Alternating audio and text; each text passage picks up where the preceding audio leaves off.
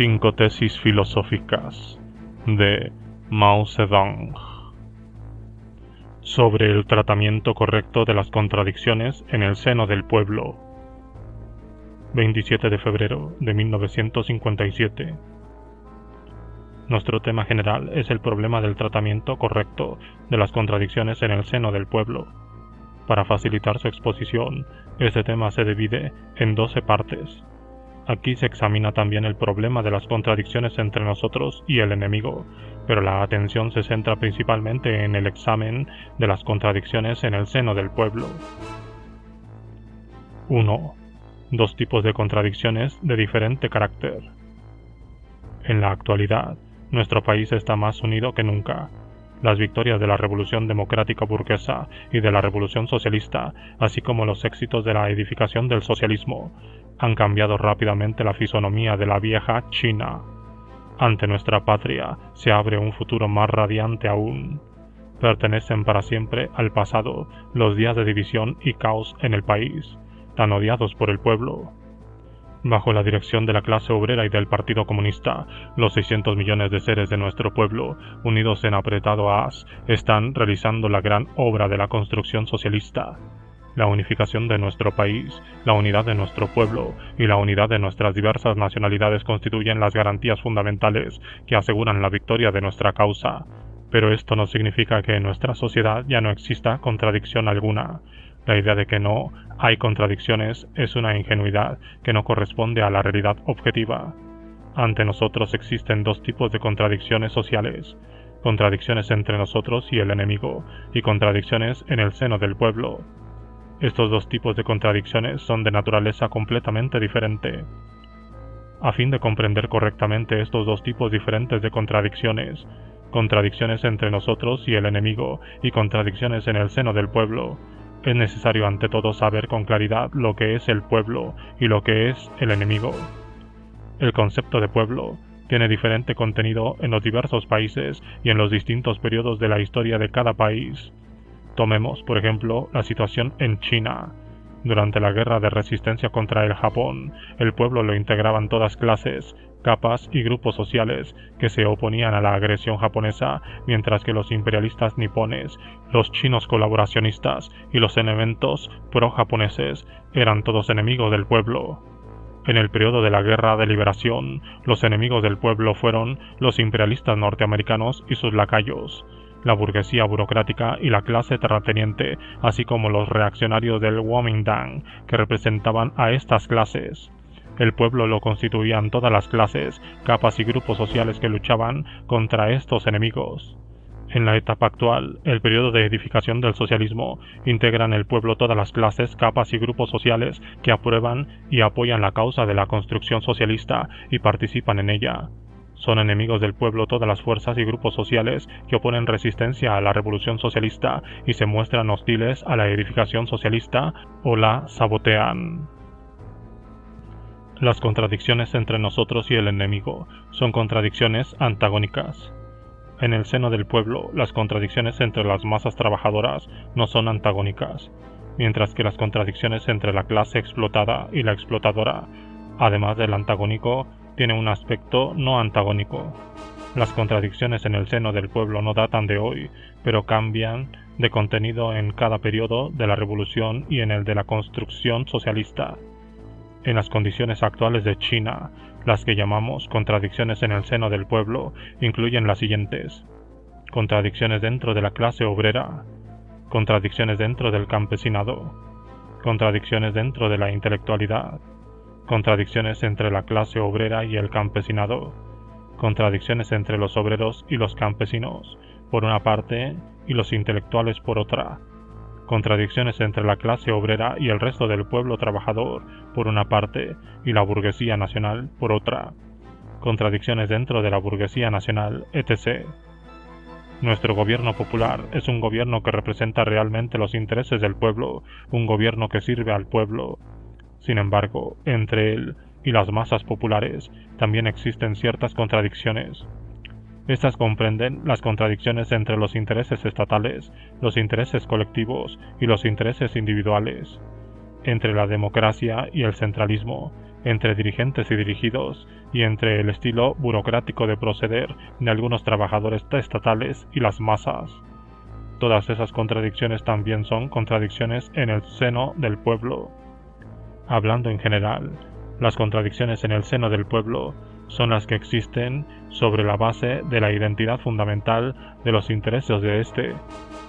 En nuestro país, la contradicción entre la clase obrera y la burguesía nacional pertenece a la categoría de las contradicciones en el seno del pueblo.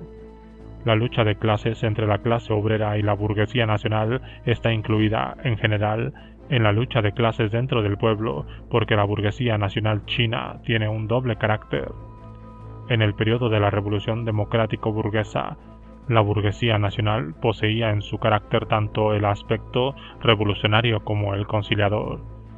En el periodo de la Revolución Socialista, por una parte explota a la clase obrera en busca de ganancias y por otra parte apoya la Constitución y se muestra dispuesta a aceptar la transformación socialista. La burguesía nacional se diferencia del imperialismo, de la clase terrateniente y de la burguesía burocrática. La contradicción entre la clase obrera y la burguesía nacional es una contradicción entre explotados y explotadores, antagónica de por sí. Sin embargo, en las condiciones concretas de China, si esta contradicción antagónica se trata debidamente, puede transformarse en no antagónica y resolverse por medio pacífico. Si no la tratamos como es debido y no seguimos la política de unirnos con la burguesía nacional, criticarla y educarla, o si la burguesía nacional no acepta esta política nuestra, entonces esa contradicción se convertirá en contradicción entre nosotros y el enemigo. Las contradicciones entre nosotros y el enemigo y las contradicciones en el seno del pueblo, por ser de diferente naturaleza, requieren métodos distintos para resolverlas. En pocas palabras, en las primeras es cuestión de trazar una clara distinción entre nosotros y el enemigo, mientras que en la segunda se trata de una cuestión de establecer una distinción precisa entre lo correcto y lo erróneo. Claro que distinguir entre nosotros y el enemigo es también un problema que atañe a lo correcto y lo erróneo.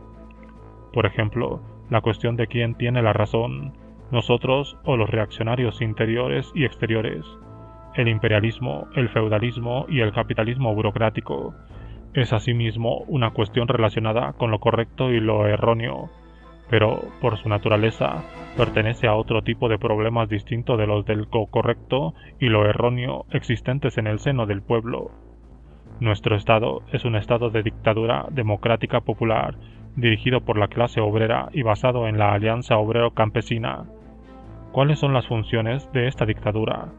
Su primera función es reprimir dentro del país a las clases y elementos reaccionarios y a los explotadores que oponen resistencia a la revolución socialista, reprimir a los que sabotean la edificación socialista, es decir, resolver las contradicciones entre nosotros y el enemigo dentro del país. En esta esfera de nuestra dictadura están incluidas, por ejemplo, la detención y la condena a ciertos contrarrevolucionarios y, durante un determinado tiempo, la privación de derechos electorales y libertad de palabra a los terratenientes y los elementos de la burguesía burocrática. Para mantener el orden social y defender los intereses de las grandes masas populares, es igualmente necesario ejercer la dictadura sobre los ladrones, estafadores, asesinos, incendiarios, las bandas de malhechores y los diversos elementos perniciosos que violan seriamente el orden social. La dictadura tiene además otra función: defender nuestro país contra las actividades subversivas y la posible agresión de los enemigos exteriores. Cuando surge tal situación, la dictadura tiene a su cargo la tarea de resolver las contradicciones entre nosotros y el enemigo del exterior. El objetivo de la dictadura consiste en proteger a todo el pueblo para que pueda trabajar en paz y transformar a China mediante la construcción en un país socialista con una industria, una agricultura, una ciencia y una cultura modernas. ¿Quiénes ejercen la dictadura? Naturalmente la clase obrera y el pueblo entero dirigido por esta. La dictadura no se aplica dentro del pueblo. El pueblo no puede ejercer la dictadura sobre sí mismo, ni una parte del pueblo puede oprimir a otra. Los que, en el seno del pueblo, violan las leyes, también deben ser castigados con arreglo a la ley, pero entre esto y la dictadura que reprime a los enemigos del pueblo existe una diferencia de principios. Dentro del pueblo se practica el centralismo democrático. Nuestra Constitución estipula que los ciudadanos de la República Popular China tienen libertad de palabra, de prensa, de reunión, de asociación, de desfile, de manifestación, de credo, etc. En nuestra Constitución se estipula también que los organismos del Estado practican el centralismo democrático, que deben apoyarse en las masas populares y que su personal debe servir al pueblo. Nuestra democracia socialista es la democracia más amplia, una democracia que no puede existir en ningún país burgués. Nuestra dictadura se llama Dictadura Democrática Popular dirigida por la clase obrera y basada en la alianza obrero-campesina. Esto significa que dentro del pueblo se ejerce la democracia, mientras que la clase obrera, en unión con todos los que gozan de derechos cívicos, el campesinado en primer lugar, ejerce la dictadura sobre la clase y elementos reaccionarios y los elementos que se oponen a la transformación y construcción socialistas.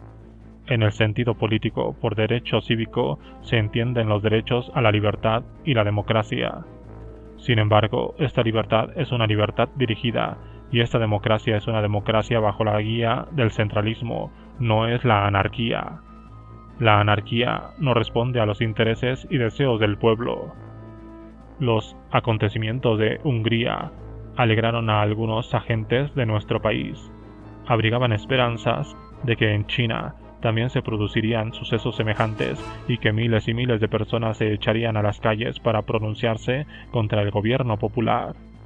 Estas esperanzas están en pugna con los intereses de las masas populares y no puede obtener su apoyo. En Hungría, una parte de las masas fue engañada por las fuerzas contrarrevolucionarias interiores y exteriores y cometió el error de recurrir a la violencia contra el gobierno popular, a consecuencia de lo cual sufrieron pérdidas tanto el Estado como el pueblo. Será necesario un largo tiempo para reparar los daños ocasionados a la economía en unas pocas semanas de motín. Hay en China otras agentes que ante el problema de Hungría tomaron una actitud vacilante porque ignoraban la situación concreta del mundo. Creen que bajo nuestro sistema democrático popular hay demasiado poca libertad, mientras que bajo el sistema democrático parlamentario de Occidente hay mucha más. Piden que se implante a la manera occidental el sistema de dos partidos, según el cual un partido está en el poder y el otro fuera de él. No obstante, este llamado sistema de dos partidos es solamente un medio de mantener la dictadura burguesa y en ningún caso puede asegurar al pueblo trabajador el derecho a la libertad. En realidad, en el mundo solo hay libertad y democracia concretas, y no existen libertad ni democracia abstractas. En una sociedad donde existe la lucha de clases, si hay libertad para que las clases explotadoras exploten al pueblo trabajador, no hay libertad para que éste no sea explotado. Si hay democracia para la burguesía, no la hay para el proletariado y el resto del pueblo trabajador. En algunos países capitalistas también se permite la existencia legal de los partidos comunistas, pero únicamente en la medida en que esto no pone en peligro los intereses fundamentales de la burguesía. No está permitida más allá de ese límite. Los que piden libertad y democracia en abstracto creen que la democracia es un fin y no un medio. A veces la democracia parece un fin, pero en realidad es solo un medio. El marxismo nos enseña que la democracia forma parte de la superestructura y pertenece a la categoría de la política. Esto significa que, a fin de cuentas, la democracia sirve a la base económica. Lo mismo ocurre con la libertad. Tanto la democracia como la libertad son relativas y no absolutas. Han surgido y se desarrollan en el curso de la historia. En el seno del pueblo, la democracia es correlativa con el centralismo y la libertad con la disciplina. Son dos aspectos opuestos de un todo único, contradictorios y a la vez unidos. No debemos recalcar unilateralmente uno de ellos negando el otro. En el seno del pueblo no se puede prescindir de la libertad, tampoco se puede excluir la disciplina, no se puede prescindir de la democracia, tampoco se puede excluir el centralismo. Tal unidad de democracia y centralismo de libertad y disciplina constituye nuestro centralismo democrático. Bajo este sistema, el pueblo disfruta de una democracia y una libertad amplias, pero al mismo tiempo debe mantenerse dentro de los límites de la disciplina socialista. Esta verdad la comprenden bien las grandes masas populares.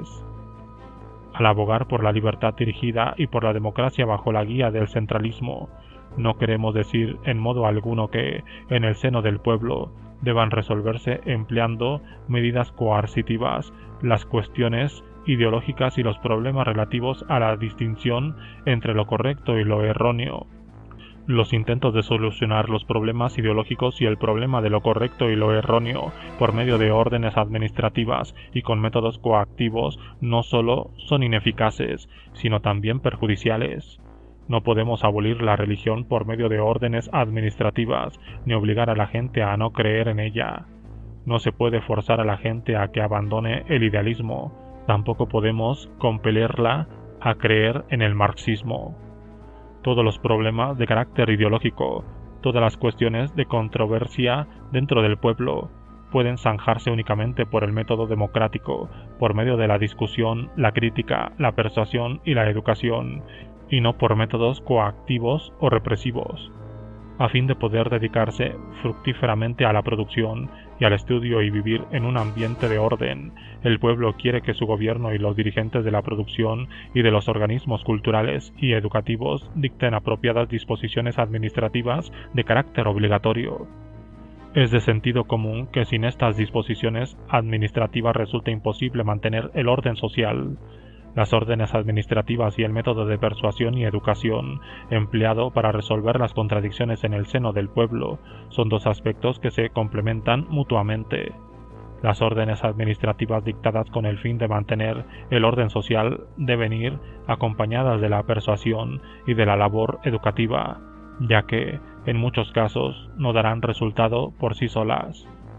En 1942 concretamos este método democrático de resolver las contradicciones dentro del pueblo en la fórmula unidad, crítica, unidad. Expresado en forma detallada, significa partir del deseo de unidad, resolver las contradicciones a través de la crítica o lucha y alcanzar así una nueva unidad sobre una nueva base. Según nuestra experiencia, este es el método correcto para resolver las contradicciones en el seno del pueblo. En 1942 empleamos este método para resolver las contradicciones dentro del Partido Comunista, o sea, las contradicciones entre los dogmáticos y la gran masa de militantes del partido, entre las ideas del dogmatismo y las del marxismo. En el pasado, los dogmáticos izquierdistas empleaban en la lucha interna del partido el método de lucha despiadada y golpes implacables. Este método era erróneo. Cuando criticamos el dogmatismo de izquierda, no aplicamos este viejo método, sino uno nuevo, que consiste en partir del deseo de unidad, distinguir entre lo correcto y lo erróneo a través de la crítica o lucha y alcanzar una nueva unidad sobre una nueva base. Este método se empleó en la campaña de rectificación en 1942. Unos años después, en 1945, cuando el Partido Comunista de China celebró su 7º Congreso Nacional, se logró en efecto la unidad de todo el partido y, como consecuencia de ello, se alcanzó la gran victoria de la Revolución Popular. En esto es necesario ante todo partir del deseo de unidad. Si subjetivamente no existe este deseo, es inevitable que la lucha conduzca a una confusión difícil de controlar. ¿Acaso no equivaldría esto a la lucha despiadada y golpes implacables? ¿Y de qué unidad del partido podría hablarse? Fundándonos en esta experiencia, dedujimos la fórmula: unidad, crítica, unidad. O sea, dicho en otros términos, sacar lecciones de los errores pasados para evitarlos en el futuro, tratar la enfermedad para salvar al paciente. Extendimos este método fuera del partido. Lo aplicamos con grandes éxitos en todas las bases antijaponesas al tratar las relaciones entre la dirección y las masas, entre el ejército y el pueblo, entre los oficiales y los soldados, entre las diversas unidades del ejército y entre los distintos grupos de cuadros. El uso de este método puede remontarse a tiempos aún anteriores en la historia de nuestro partido. Desde que creamos en 1927 nuestras Fuerzas Armadas y bases revolucionarias en el sur, se ha aplicado este método para tratar las relaciones entre el partido y las masas, entre el ejército y el pueblo, entre los oficiales y los soldados, así como otras relaciones en el seno del pueblo. La única diferencia reside en que, durante la guerra antijaponesa, este método se empleaba de una manera mucho más consciente. Después de la liberación del todo el país, hemos empleado el mismo método de unidad, crítica, unidad, en nuestra relación con los partidos democráticos y con los círculos de industriales y comerciantes. Nuestra tarea actual consiste en seguir difundiendo y aplicando todavía mejor este método entre todo el pueblo. Exigimos que todas las fábricas, cooperativas, establecimientos comerciales, centros docentes, organismos del Estado y organizaciones populares, en una palabra, los 600 millones de seres de nuestro pueblo, usen este método para resolver sus contradicciones internas. En circunstancias habituales, las contradicciones en el seno del pueblo no son antagónicas. Sin embargo, si no se tratan como es debido, o si se pierde el sentido de la vigilancia y se incurre en negligencias, puede surgir el antagonismo. En un país socialista, tal estado de cosas suele ser un fenómeno parcial y pasajero.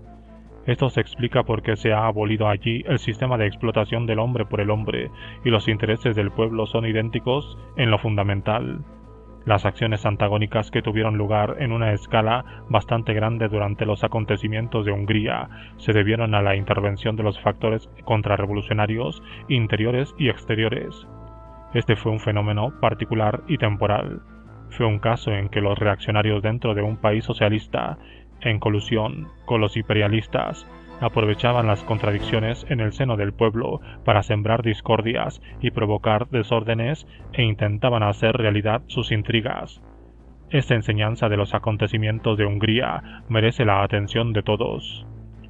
A muchos les parece que el ejemplo de métodos democráticos para resolver las contradicciones en el seno del pueblo es una cuestión nueva. Mas, en realidad, no es así. Los marxistas siempre han considerado que la causa del proletariado debe apoyarse en las masas populares y que los comunistas, al trabajar entre el pueblo trabajador, deben emplear el método democrático de persuasión y educación sin recurrir en ningún caso a actitudes autoritarias y medidas coactivas. El Partido Comunista de China se atiende fielmente a este principio marxista-leninista. Nosotros hemos sostenido siempre que, bajo la dictadura democrática popular, deben usarse dos métodos diferentes, la dictadura y la democracia, para resolver dos tipos de contradicciones distintos por su carácter, las contradicciones entre nosotros y el enemigo, y las existentes en el seno del pueblo. De ello se ha hablado mucho en numerosos documentos anteriores de nuestro partido y en los discursos de muchos de sus responsables. Sobre la dictadura democrática popular, que escribí en 1949, decía que la combinación de estos dos aspectos, democracia para el pueblo y dictadura para los reaccionarios, constituye la dictadura democrática popular y que, para resolver los problemas en el seno del pueblo, en el método que empleamos al respecto es democrático, o sea, un método de persuasión y no de coacción. Cuando intervine en la segunda sesión del Consejo Consultivo Político del Pueblo Chino, celebrada en junio de 1950, dije también: la dictadura democrática popular emplea dos métodos. Con los enemigos se utiliza el método dictatorial, es decir, durante un periodo necesario no se les permite participar en actividades políticas y se les obliga a someterse a la ley del gobierno popular, a hacer trabajo físico y a transformarse en hombres nuevos mediante dicho trabajo. Por el contrario, con el pueblo no se emplea la coacción, sino métodos democráticos, esto es, hay que ofrecerle la posibilidad de participar en actividades políticas y, en vez de obligarle a hacer esto o aquello, usar los métodos democráticos para educarlo y persuadirlo. Esta educación es la autoeducación en el seno del pueblo y la crítica y la autocrítica son el método fundamental de autoeducación. Ya hemos hablado muchas veces en el pasado del empleo de métodos democráticos para resolver las contradicciones en el seno del pueblo, y así hemos obrado en lo fundamental en nuestro trabajo. Nuestros cuadros y gran parte del pueblo lo han comprendido en la práctica. ¿Por qué piensan ahora algunos que se trata de algo nuevo? Porque la lucha entre nosotros y el enemigo, tanto interior como exterior, fue muy intensa en el pasado, y la gente no fijaba su atención tanto como ahora sobre las contradicciones en el seno del pueblo.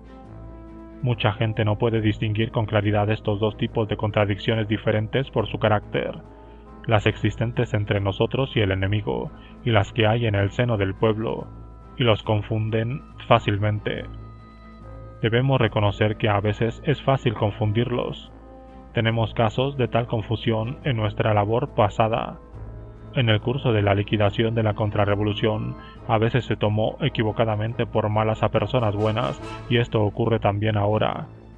El hecho de que hayamos sido capaces de reducir nuestras equivocaciones se debe a que en nuestra política se ha estipulado establecer una clara línea divisoria entre nosotros y el enemigo y subsanar los errores cometidos. La filosofía marxista sostiene que la ley de la unidad de los contrarios es una ley básica del universo. Esta ley tiene validez universal en la naturaleza, en la sociedad humana y en la mente del hombre. Los contrarios en una contradicción forman una unidad a la vez que luchan entre sí, lo cual impulsa el movimiento y cambio de las cosas. Contradicciones existen en todas partes, pero su carácter es diferente según sea el carácter de las cosas. En cada cosa concreta, la unidad de los contrarios es condicional, temporal y transitoria, y por eso relativa, mientras que la lucha entre los contrarios es absoluta. Lenin expuso esta ley con gran claridad. En nuestro país es cada vez mayor el número de personas que la comprenden. Para muchos, sin embargo, una cosa es reconocer esta ley y otra aplicarla en el examen y abordamiento de los problemas. Muchos no se atreven a reconocer abiertamente que en el seno de nuestro pueblo existen todavía contradicciones, aunque precisamente son ellas las que impulsan nuestra sociedad hacia adelante. Muchos no reconocen que en la sociedad socialista existen aún contradicciones y por ello, al toparse con las contradicciones sociales, se amedrentan, vacilan y caen en la pasividad. No comprenden que en el proceso de tratar y resolver incesante y correctamente las contradicciones se consolidarán cada vez más la cohesión y la unidad interna de la sociedad socialista. Surge, por consiguiente, la necesidad de llevar a cabo una labor explicativa entre el pueblo de nuestro país y ante todo entre los cuadros, a fin de conducirlos a comprender las contradicciones en la sociedad socialista y a aprender a tratarlas por métodos correctos. Las contradicciones en la sociedad socialista son radicalmente distintas de las existentes en las viejas sociedades como, por ejemplo, en la capitalista. Las contradicciones en la sociedad capitalista se manifiestan en brutales antagonismos y conflictos, en una áspera lucha de clases. No pueden ser zanjadas por el propio sistema capitalista y solo pueden resolverse con la revolución socialista. Por el contrario, es distinto lo que ocurre con las contradicciones en la sociedad socialista, las cuales no son antagónicas y pueden ser resueltas unas tras otra por el propio sistema socialista. Las contradicciones fundamentales en la sociedad socialista siguen siendo las existentes entre las relaciones de producción y las fuerzas productivas, entre la superestructura y la base económica. Estas contradicciones, sin embargo, son radicalmente distintas por su carácter y circunstancias de las existentes en las viejas sociedades, entre las relaciones de producción y las fuerzas productivas, y entre la superestructura y la base económica.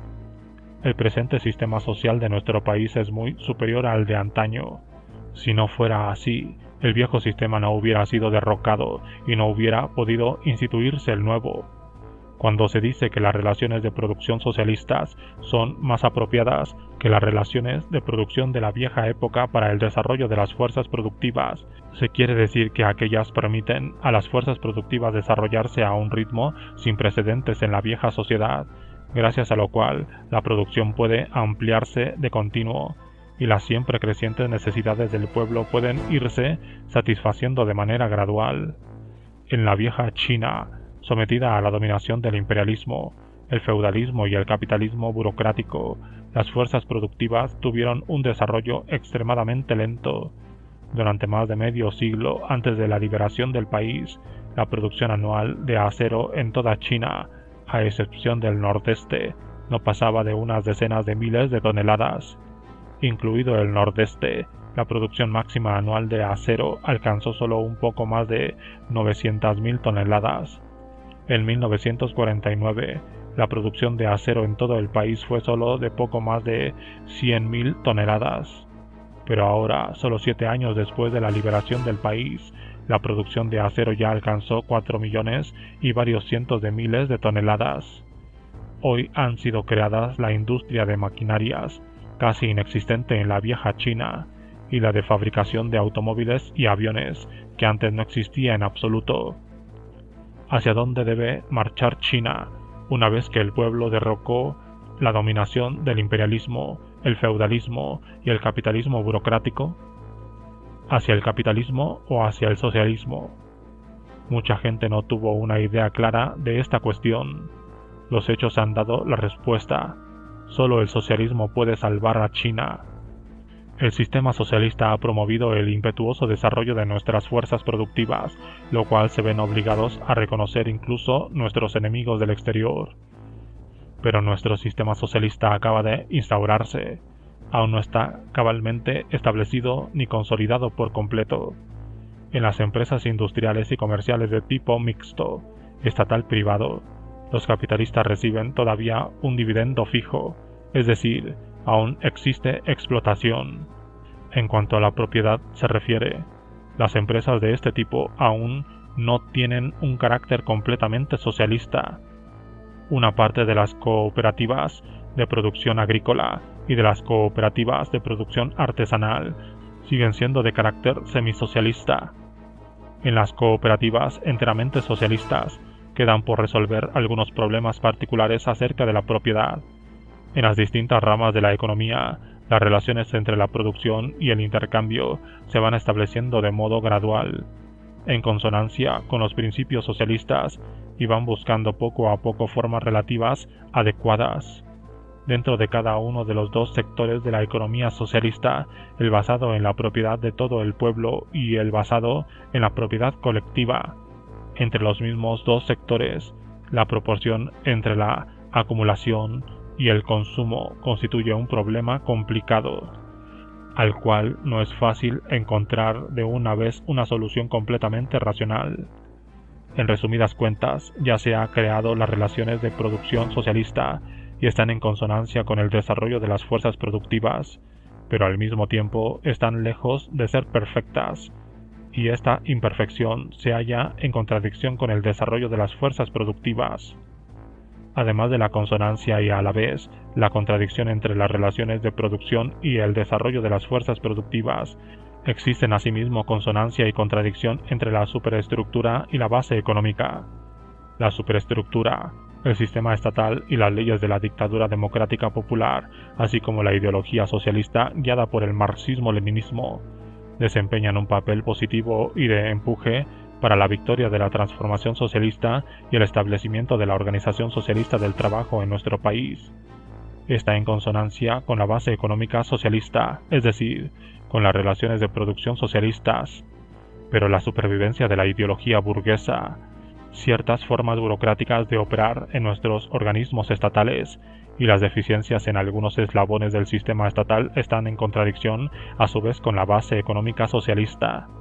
En adelante debemos seguir solucionando estas contradicciones de acuerdo con las circunstancias concretas. Naturalmente, una vez resueltas estas contradicciones, surgirán nuevos problemas, y las nuevas contradicciones exigirán también solución. Por ejemplo, se necesita un constante proceso de reajuste mediante los planes del Estado para tratar las contradicciones entre la producción social y las necesidades sociales, que existirán objetivamente durante un largo periodo. Nuestro país elabora cada año un plan económico y establece la proporción adecuada entre la acumulación y el consumo, a fin de lograr el equilibrio entre la producción y las necesidades. Lo que llamamos equilibrio es la unidad temporal y relativa de los contrarios. Un año después, este equilibrio, tomado en su conjunto, es roto por la lucha de los contrarios. La unidad obtenida sufre un cambio. El equilibrio se convierte en desequilibrio. La unidad deja de serlo, y una vez más se hace necesario conseguir el equilibrio y la unidad para el año siguiente. En esto reside la superioridad de nuestra economía planificada. En realidad, este equilibrio y esta unidad se rompe parcialmente cada mes y cada trimestre, y se necesita hacer reajustes parciales. A veces, debido a que las disposiciones subjetivas no corresponden a la realidad objetiva, aparecen contradicciones y se rompe el equilibrio. Esto es lo que llamamos cometer un error. Las contradicciones surgen de continuo y se resuelven también continuamente. He aquí la ley dialéctica del desarrollo de las cosas. La situación actual es la siguiente. La tempestuosa y amplia lucha de clases de las masas características de los periodos revolucionarios ha terminado en lo fundamental, pero la lucha de clases no ha cesado por completo. Mientras dan la bienvenida al nuevo sistema, las grandes masas populares aún no están muy acostumbradas a él. Los trabajadores estatales no tienen suficiente experiencia y deben seguir examinando y explorando en lo tocante el problema de las medidas políticas concretas. En otras palabras, se necesita un proceso para que nuestro sistema socialista continúe estableciéndose y se consolide, para que las masas se acostumbren al nuevo sistema y para que los trabajadores estatales estudien y adquieran experiencia. En este momento es, pues, imperativo que planteemos la cuestión de diferenciar las contradicciones en el seno del pueblo de las existentes entre nosotros y el enemigo, así como el tratamiento correcto de las contradicciones en el seno del pueblo, con objeto de cohesionar al pueblo de todas las nacionalidades de nuestro país para emprender una nueva batalla, la batalla contra la naturaleza, desarrollar nuestra economía y nuestra cultura, a fin de que todo el pueblo atraviese de manera relativamente feliz el actual periodo de transición y a fin de consolidar nuestro nuevo sistema y construir nuestro nuevo Estado. 2. El problema de la eliminación de los contrarrevolucionarios. El problema de la eliminación de los contrarrevolucionarios es una cuestión de la lucha entre nosotros y el enemigo, una contradicción entre nosotros y el enemigo. Dentro del pueblo hay quienes sostienen distintos puntos de vista acerca de este problema. Hay dos tipos de personas cuya opinión difiere de la nuestra. Los que tienen una manera de pensar derechista no establecen distinción entre nosotros y el enemigo, y toman al enemigo por gente nuestra. Consideran como amigos a los que las grandes masas miran como enemigos. Los que tienen una manera de pensar izquierdista exageran el alcance de las contradicciones entre nosotros y el enemigo hasta tal grado que toman ciertas contradicciones en el seno del pueblo por contradicciones entre nosotros y el enemigo, y consideran contrarrevolucionario a personas que en realidad no lo son. Ambas concepciones son erróneas. Ninguna de las dos puede conducir al tratamiento correcto del problema de la eliminación de los contrarrevolucionarios, ni a una acertada valoración de este trabajo nuestro. Para evaluar con acierto nuestro trabajo de eliminar a los contrarrevolucionarios, veamos los efectos que los acontecimientos de Hungría ejercieron sobre nuestro país. Dichos acontecimientos suscitaron ciertas vacilaciones entre algunos de nuestros intelectuales, mas no provocaron ningún desorden. ¿Cómo se explica esto? Una de las razones, debemos decirlo, es que habíamos eliminado casi por completo a los contrarrevolucionarios. Claro que la consolidación de nuestro Estado no se debe primeramente a la eliminación de los contrarrevolucionarios. Se debe ante todo a que contamos con un partido comunista, un ejército de liberación y un pueblo trabajador templados en decenios de lucha revolucionaria. Nuestro partido y nuestras fuerzas armadas han arraigado en las masas, se han templado en las llamas de una revolución prolongada, tienen capacidad combativa. Nuestra República Popular no fue formada de la noche a la mañana, sino que se desarrolló poco a poco partiendo de las bases revolucionarias. Algunas personalidades demócratas se han templado también en la lucha, en mayor o menor grado, y sufrieron junto a nosotros tribulaciones y penas. Algunos intelectuales se templaron en la lucha contra el imperialismo y las fuerzas reaccionarias, y muchos de ellos pasaron, después de la liberación, por un proceso de transformación ideológica encausada a trazar una clara distinción entre nosotros y el enemigo. La consolidación de nuestro Estado se debe, además, al hecho de que las medidas económicas que adoptamos son básicamente acertadas, a que la vida del pueblo es segura y mejora gradualmente, a que nuestra política respecto a la burguesía nacional y otras clases es asimismo correcta, etc. Sin embargo, nuestros éxitos en la eliminación de los contrarrevolucionarios son, sin duda alguna, una de las causas importantes de la consolidación de nuestro Estado, en virtud de todo lo cual, nuestros estudiantes universitarios, con pocas excepciones, son patriotas y apoyan el socialismo, aunque muchos de ellos provienen de familias no trabajadoras. No originaron desórdenes durante los acontecimientos de Hungría. Lo mismo ocurre con la burguesía nacional, para no hablar de las masas básicas, los obreros y campesinos. Después de la liberación, eliminamos cierto número de elementos contrarrevolucionarios. Algunos de ellos fueron sentenciados a muerte por sus graves crímenes. Esto fue de necesidad absoluta. Fue demanda de las amplias masas populares y se hizo para liberar a las amplias masas oprimidas durante largos años por los contrarrevolucionarios y toda suerte de tiranos locales, o sea, para liberar las fuerzas productivas. Si no hubiésemos obrado así, las masas populares no hubieran podido levantar la cabeza. La situación cambió radicalmente desde 1956. Tomando el país en su conjunto, las fuerzas principales de la contrarrevolución ya han sido liquidadas. Nuestra tarea fundamental ha pasado de la liberación de las fuerzas productivas a la protección y desarrollo de estas según las nuevas relaciones de producción. Algunos no comprenden que nuestra política actual corresponde a la situación de hoy y que nuestra política anterior corresponde a la situación pasada. Pretenden utilizar nuestra política actual para revocar las decisiones tomadas en el pasado e intentan negar los enormes éxitos que conseguimos en la eliminación de los contrarrevolucionarios. Esto es completamente erróneo y las masas populares no lo permitirán. En nuestro trabajo de eliminación de los contrarrevolucionarios, los éxitos fueron lo principal, pero también hubo errores. En algunos casos se cometieron excesos, mientras en otros se escaparon contrarrevolucionarios de nuestra red. Nuestra orientación es la siguiente. Los contrarrevolucionarios deben ser eliminados cuando se les encuentre. Los errores deben ser corregidos si se cometen. La línea que hemos adoptado en dicho trabajo es la línea de eliminación de los contrarrevolucionarios por las propias masas. Claro que incluso con la línea de masas podría cometerse también errores en nuestra labor, pero serían menores en número y más fáciles de corregir. Las masas ganan experiencia a través de la lucha. De lo realizado con acierto, adquieren experiencias correctas. En lo que se hace mal, sacan lecciones de los errores cometidos.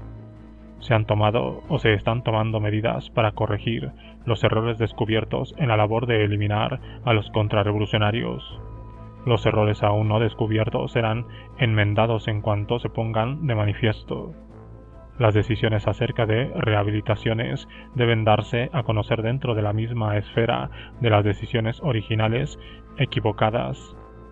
Propongo que este año o el próximo se realice una comprobación general de la labor de eliminación de los contrarrevolucionarios a fin de sintetizar la experiencia, estimular el espíritu de justicia y combatir las tendencias malas. Esta comprobación se debe llevar a cabo en escala nacional bajo la dirección del Comité Permanente de la Asamblea Popular Nacional y del Comité Permanente del Comité Nacional del Consejo Consultivo Político del Pueblo Chino, y a escala local bajo la dirección de los comités populares provinciales y municipales y de los comités locales del Consejo Consultivo Político del Pueblo Chino. Durante esta comprobación, debemos ayudar a los numerosos cuadros y activistas que participaron en este trabajo y no echarles un balde de agua fría, ya que esto sería incorrecto. No obstante, los errores deben ser rectificados apenas se descubran. Tal debe ser la actitud de todos los departamentos de seguridad pública, de fiscalización y de justicia, las prisiones y los organismos administrativos encargados de la reeducación de los criminales mediante el trabajo. Esperamos que todos los miembros del Comité Permanente de la Asamblea Popular Nacional, los miembros del Consejo Consultivo Político del Pueblo Chino y los diputados populares participarán en esta comprobación siempre que tengan la posibilidad de hacerlo. Esto contribuirá a perfeccionar nuestro sistema legal y a tratar correctamente a los contrarrevolucionarios y a otros criminales. La situación presente en lo que concierne a los contrarrevolucionarios puede caracterizarse con las palabras siguientes. Todavía hay contrarrevolucionarios, pero no muchos. En primer lugar, aún existen. Algunos dicen que ya no los hay, que por doquier reina una paz completa, que se pueden mullir bien las almohadas y dormir a pierna suelta. Esto no corresponde a la realidad.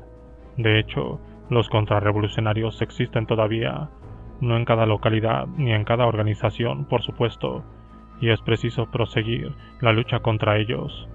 Debemos comprender que los elementos contrarrevolucionarios ocultos, no eliminados hasta la fecha, no abandonarán sus intrigas y tratarán seguramente de aprovechar cualquier oportunidad para producir disturbios. Los imperialistas norteamericanos y la camarilla de Yang Yanxi envían con frecuencia agentes secretos para acá con el fin de efectuar sabotajes. Incluso si estuvieran eliminados todos los contrarrevolucionarios existentes, podrían aparecer otros nuevos. Si dejamos de estar vigilantes, caeremos en la trampa y pagaremos alto precio por ello. Donde quiera aparezcan contrarrevolucionarios creando disturbios, hay que eliminarlos con mano firme. Pero considerando el país en su conjunto, no quedan ya efectivamente muchos contrarrevolucionarios. Sería asimismo erróneo decir que en China hay todavía numerosos elementos contrarrevolucionarios. Si aceptáramos semejante apreciación, se daría también lugar a confusiones. 3. El problema de la cooperación agrícola. Tenemos una población rural de más de 500 millones de habitantes, por lo cual la situación de nuestros campesinos influye considerablemente en el desenvolvimiento de nuestra economía y la consolidación de nuestro poder estatal. Estimo que la situación es, en lo fundamental, buena. La cooperación agrícola ha sido cumplida, cosa que ha resultado en nuestro país la gran contradicción entre la industrialización socialista y la economía agrícola individual. La rápida culminación de la cooperación agrícola inquieta a algunas gentes que se preguntan si habrá defectos. Sí que existen algunos, pero afortunadamente no son grandes, y el movimiento es, en lo fundamental, sano. Los campesinos muestran gran entusiasmo en la producción, a pesar de que las calamidades producidas por las inundaciones, la sequía y los tifones fueron el año pasado más grandes que en cualquiera de los años anteriores. La producción de cereales aumentó en todo el país. Aún así, algunos han provocado un tifón en miniatura, pues dicen que la cooperación agrícola no sirve para nada, que no ofrece ventajas. ¿Tiene o no ventajas la cooperación agrícola? Entre los documentos distribuidos hoy en la reunión se encuentra un material sobre una cooperativa del distrito de Sunhua, en la provincia de Hubei, dirigida por Wang Wofan. Les aconsejo leerlo. Esta cooperativa se halla en una zona montañosa, muy pobre en el pasado y que dependía de la ayuda del gobierno popular, quien le enviaba cereales todos los años. Cuando, en 1953, se fundó allí la cooperativa, la llamaban Cooperativa de los Descamisados. Pero tras 4 años de la lucha tenaz, su situación ha ido mejorando sin cesar, y hoy la mayor parte de las familias miembros de la cooperativa poseen reservas de cereal. Lo que puede conseguir que esta cooperativa debe también lograrlo en condiciones normales, las demás en el mismo lapso, en un lapso un poco más largo. Se ve claro entonces que no hay fundamento para decir que la cooperación no es buena. De ahí se desprende también que las cooperativas deben crearse mediante una lucha tenaz. Toda cosa nueva experimenta dificultades y reveses en su crecimiento. Sueña quien crea que la causa del socialismo es como navegar viento en popa, empresa de éxito fácil en la que no se tropieza con dificultades, ni se sufren reveses, ni se requieren inmensos esfuerzos. ¿Quiénes apoyan activamente las cooperativas? La inmensa mayoría de los campesinos pobres y los campesinos medios de la capa inferior, que constituyen más del 70% de la población rural. La mayoría de los campesinos restantes cifran también sus esperanzas en las cooperativas. Los realmente descontentos representan solo una ínfima minoría. Mucha gente no ha analizado esta situación, no ha estudiado en todos sus aspectos los éxitos y las deficiencias de las cooperativas, ni tampoco las causas que motivaron tales deficiencias. Han tomado lo parcial y fragmentario por el todo. De ahí que entre ciertas personas se haya provocado el pequeño tifón de que las cooperativas no ofrecen ventajas. ¿Cuánto tiempo hace falta para consolidar las cooperativas y para terminar con las habladurías de que carecen de superioridad? A juzgar por la experiencia del desarrollo de muchas cooperativas, harán falta unos 5 años o algo más. Hoy, la mayor parte de las cooperativas a través del país existen solo desde hace más de un año. No es razonable exigir que sean perfectas. En mi opinión, ya sería muy bueno si consiguiéramos crear las cooperativas durante el primer plan quinquenal y consolidarlas durante el segundo. Las cooperativas se hallan ahora en un proceso de consolidación paulatina. Quedan por resolver algunas contradicciones como las existentes entre el Estado y las cooperativas dentro de cada una de estas y entre unas cooperativas y otras. Para tratar estas contradicciones debemos prestar constante atención a los problemas de la producción y la distribución. Veamos el problema de la producción. Por un lado, la economía de la cooperativa debe subordinarse a la dirección del Plan Económico Estatal Unificado. Al mismo tiempo, debe conservar cierta flexibilidad e independencia con tal de que no vulneren los planes unificados, la política, las leyes y las disposiciones del Estado. Por otro lado, cada familia miembro de una cooperativa, con la excepción de que puede confeccionar sus propios adecuados planes para la parcela reservada al uso individual y otras actividades económicas de administración privada, debe subordinarse al plan general de la cooperativa o del equipo de producción a que pertenece.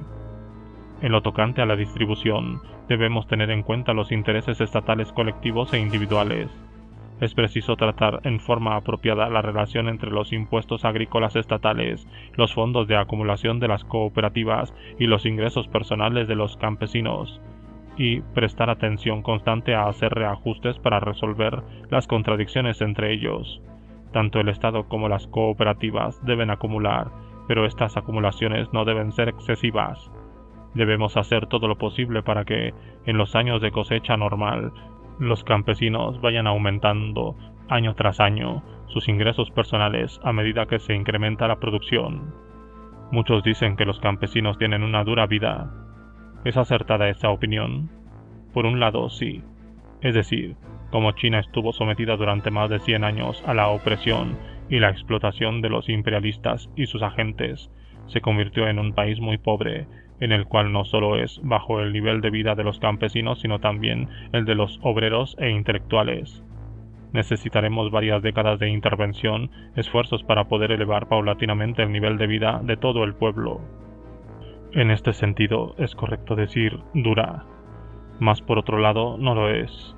Me refiero a la afirmación de que, durante los 7 años transcurridos desde la liberación, la vida de los campesinos no ha mejorado y solo ha mejorado la vida de los obreros. En realidad, salvo ínfimas excepciones, ha mejorado ya en cierto grado tanto la vida de los obreros como la de los campesinos. Después de la liberación, los campesinos se han desembarazado de la explotación de los terratenientes y su producción aumenta de año en año. Tomemos por ejemplo los cereales. En 1949 la producción de cereales solo llegó en todo el país a algo más de 210.000 millones de yin. En 1956 sobrepasó los 360.000 millones de yin, con un incremento de casi 150.000 millones. El impuesto agrícola estatal no es gravoso, alcanzando solo un poco más de 30.000 millones de yens anuales. La cantidad de cereales que compra el Estado anualmente a los campesinos a precio normal no pasa de algo más de 50.000 millones de yens. Totalizadas estas dos sumas, resulta más de 80.000 millones de yen.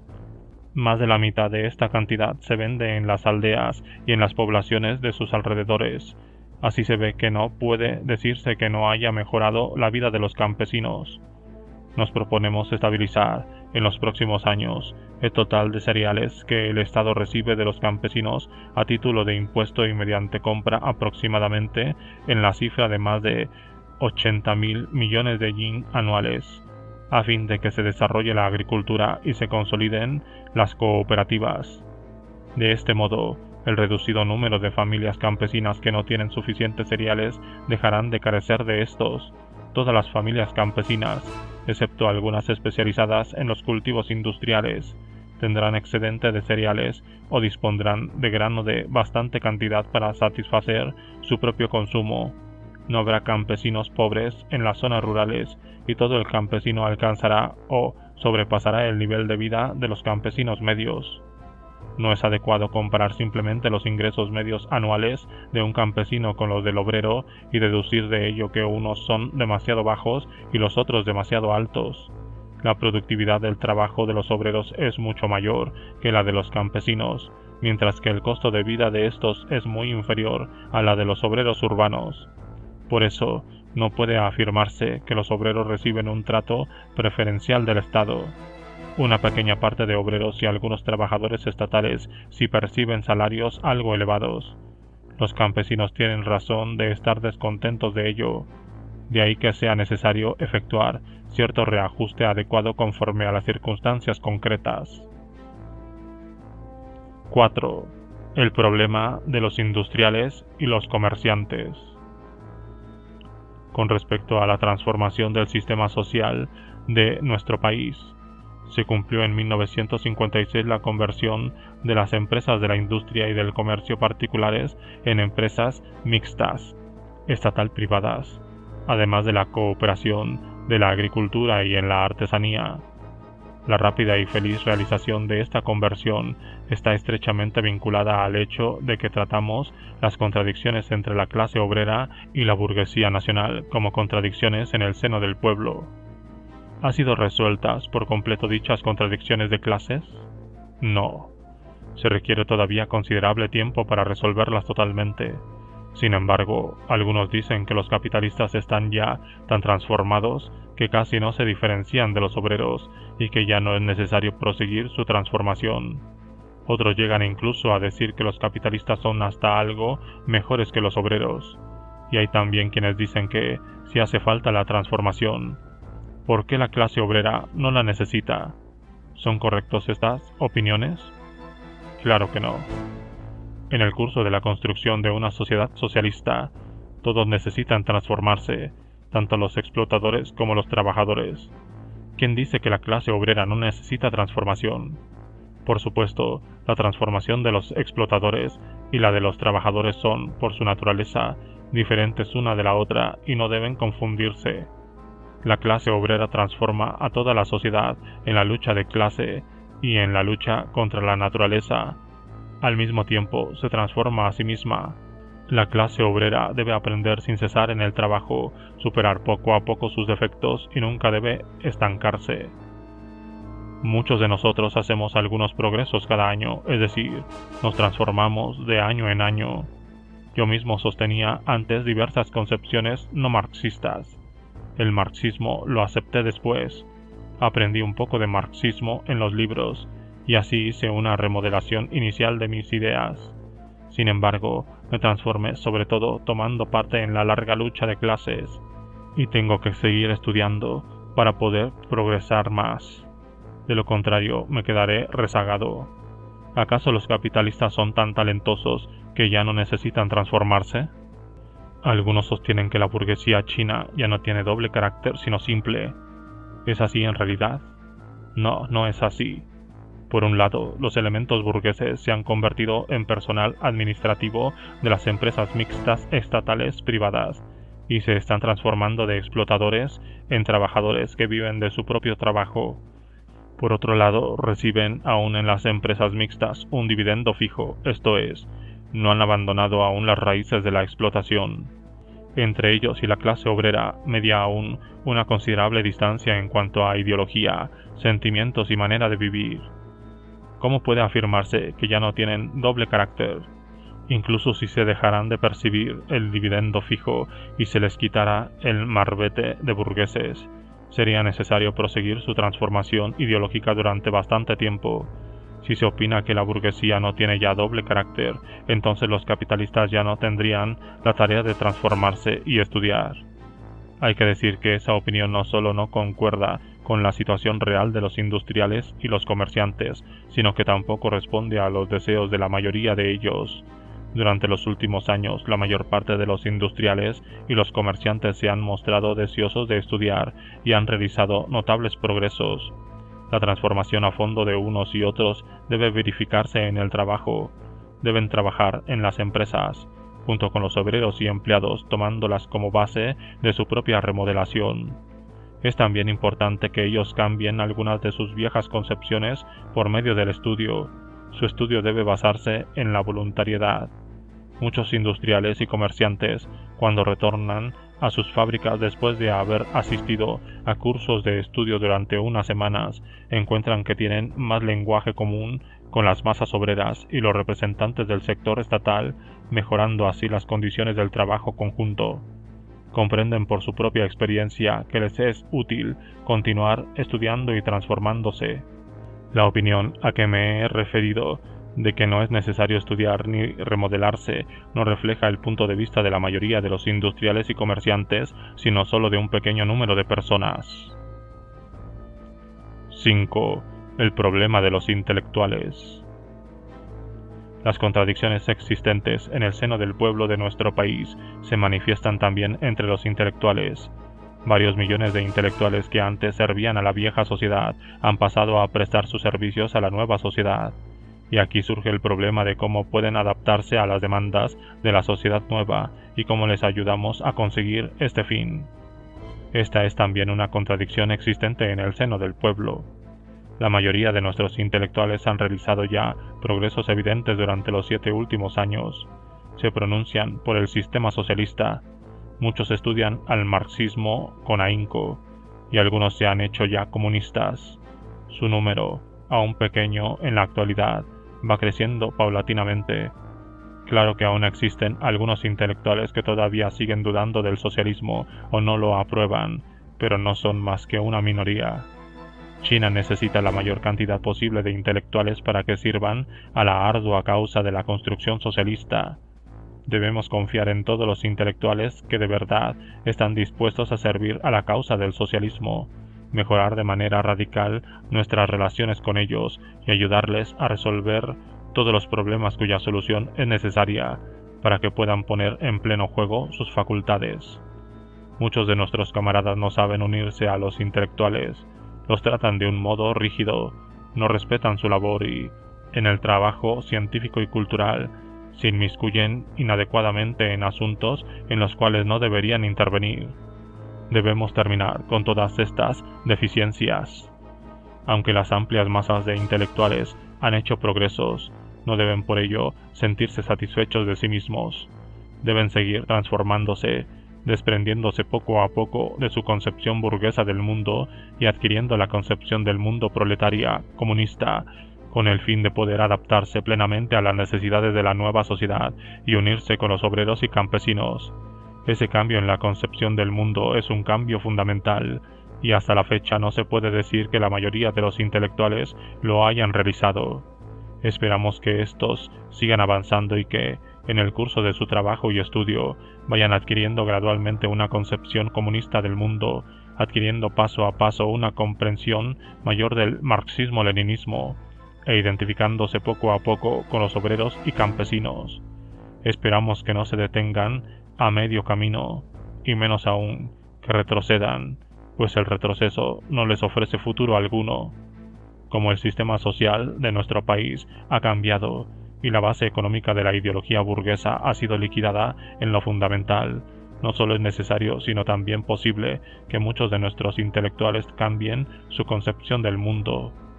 Por el cambio total de la concepción del mundo exige un lapso muy dilatado y debemos actuar con paciencia, sin apresuramiento.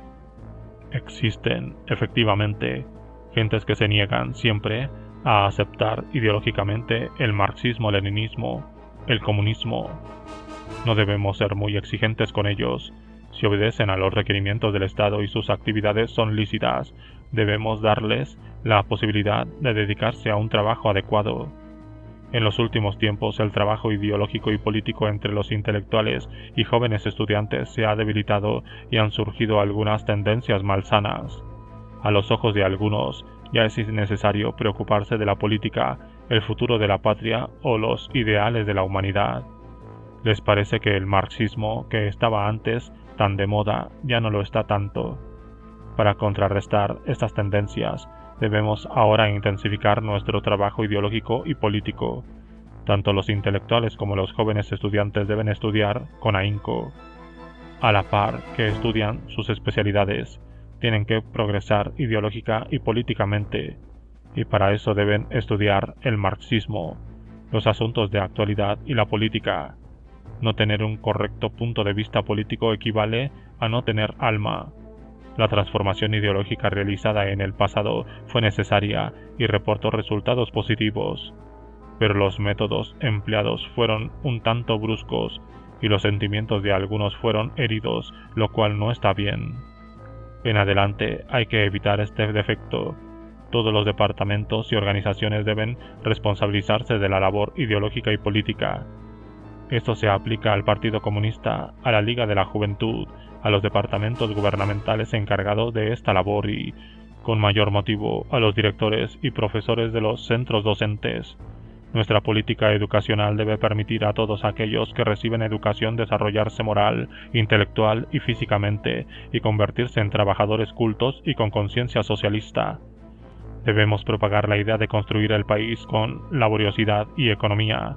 Debemos hacer comprender a toda la juventud que nuestro país es todavía muy pobre, que no podemos cambiar esta situación de manera radical en un plazo breve y que solo por los esfuerzos mancomunados que despliegan la joven generación y todo el pueblo trabajando con sus propias manos, China podrá hacerse rica y poderosa en el curso de varios decenios.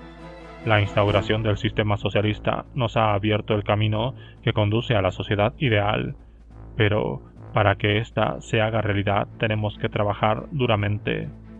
Algunos jóvenes consideran que, una vez establecida la sociedad socialista, todo debe ser perfecto y pueden gozar de una vida feliz que ya está dada, sin necesidad de trabajar por ella. Este criterio no corresponde a la realidad. 6. El problema de las minorías nacionales. El número de personas que pertenecen a las minorías nacionales excede, en nuestro país, los 30 millones. Aunque solo representan el 6% de la población de China, habitan extensas regiones que constituyen del 50 al 60% de la superficie total del país. Por eso es de necesidad imperiosa fomentar las buenas relaciones entre la nacionalidad Van y las minorías nacionales. La clave de este problema está en superar el chauvinismo de Gran Van. Al mismo tiempo, hay que superar también el nacionalismo local en aquellas minorías nacionales en donde existe. Tanto el chauvinismo de Gran Van como el nacionalismo local desfavorecen la unidad entre las nacionalidades. Estas son contradicciones en el seno del pueblo que debemos superar. Hemos realizado ya cierta labor en ese sentido. En la mayoría de las regiones pobladas por minorías nacionales, las relaciones entre las nacionalidades han mejorado mucho con respecto al periodo anterior. Sin embargo, quedan algunos problemas que esperan de solución. Aún existen, en parte de dichas regiones, manifestaciones serias tanto del chauvinismo de Gran Van como de nacionalismo local, a lo cual debe prestarse suficiente atención. Con resultado de los esfuerzos realizados por el pueblo de todas las nacionalidades durante los últimos años, En la inmensa mayoría de las regiones habitadas por las minorías nacionales en nuestro país se han completado ya, en lo fundamental, las reformas democráticas y las transformaciones socialistas. En el Tíbet no se han implantado aún las reformas democráticas debido a que allí las condiciones no están todavía maduras. Según el acuerdo de 17 artículos, concertado entre el Gobierno Popular Central y el Gobierno Local del Tíbet, la reforma del sistema social debe realizarse, pero el momento para su implantación podrá ser decidido solo cuando la gran mayoría del pueblo tibetano y sus personalidades dirigentes lo consideren factible. Sobre este particular no puede haber precipitación. Por ahora se han tomado la decisión de no implantar reformas durante el segundo plan quinquenal. La cuestión de si éstas serán introducidas durante el tercer plan quinquenal será decidida a la luz de la situación entonces existente. 7. Planificación total y disposiciones apropiadas. Por planificación total entendemos una planificación que tenga en cuenta a nuestros 600 millones de habitantes. Al trazar los planes, manejar los asuntos o considerar los problemas, debemos partir del hecho de que China tiene una población de 600 millones de habitantes, hecho que no podemos olvidar jamás. ¿Por qué, pues, se plantea semejante cuestión? ¿Acaso puede haber quien aún no sepa que nuestro país tiene una población de 600 millones? Todos lo saben, naturalmente, pero en la práctica, algunos lo olvidan y les parece que sería mejor cuanto menos gente hubiera y más reducido fuera el círculo. Los que tienen esta mentalidad de pequeños círculos ofrecen resistencia a la idea de poner en juego todos los factores positivos, unir a todos los que son susceptibles de ser unidos y, en la medida de lo posible, transformar los factores negativos en positivos para que sirvan a la gran causa de la edificación de una sociedad socialista. Espero que esa gente ensanche sus horizontes y reconozca de veras que tenemos una población de 600 millones, que este es un hecho objetivo y que constituye nuestro capital. Nuestra población numerosa es una cosa buena, pero claro está que implica también dificultades. Nuestra construcción se desenvuelve con ímpetu en todos los terrenos y ha conseguido grandes éxitos, pero en el actual periodo de transición de grandes cambios sociales hay aún muchos problemas difíciles.